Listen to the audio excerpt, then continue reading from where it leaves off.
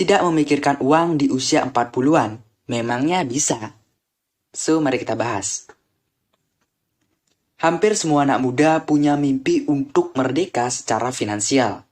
Siapa sih yang nggak mau hidup tenang tanpa mikirin tagihan atau cicilan? Contoh kebebasan finansial adalah saat kamu sudah nggak perlu bekerja dan memikirkan karir untuk mendapatkan uang. Tabungan, bisnis, dan investasi kamu itu sudah cukup untuk memenuhi kebutuhan sehari-hari serta membeli barang-barang lain yang kamu inginkan. Kamu hanya tinggal menikmati hidup dengan melakukan hal-hal yang kamu sukai. Intinya, orang yang sudah bebas secara finansial ini akan terasa kayak nggak butuh duit deh.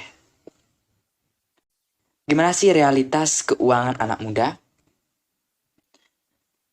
Fear on missing out atau yang sering kita singkat jadi FOMO, ini membayangi kehidupan generasi milenial.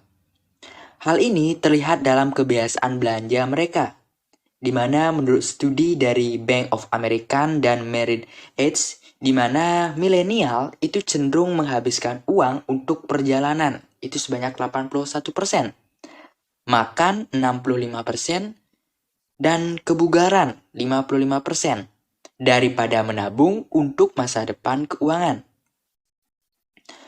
Studi tersebut juga menyebutkan sebanyak 63% generasi milenial Amerika ingin menghemat sejumlah uang atau pendapatan untuk menikmati gaya hidup yang diinginkan.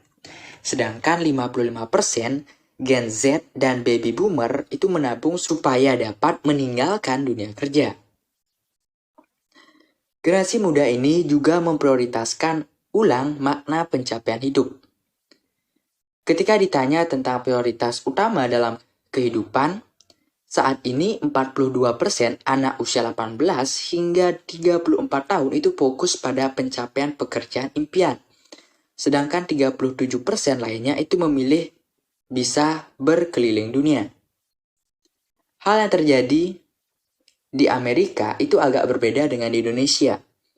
Berdasarkan survei yang dilakukan oleh IDN Time dengan Alpharan Research Center yang berjudul Indonesia Millennial Survey tahun 2019, di mana sebanyak 50% pengeluaran generasi milenial tersebut banyak dihabiskan untuk memenuhi kehidupan keluarga. Menabung sebanyak 10%, hiburan sebanyak 8%, lalu cicilan sebanyak 3,3%.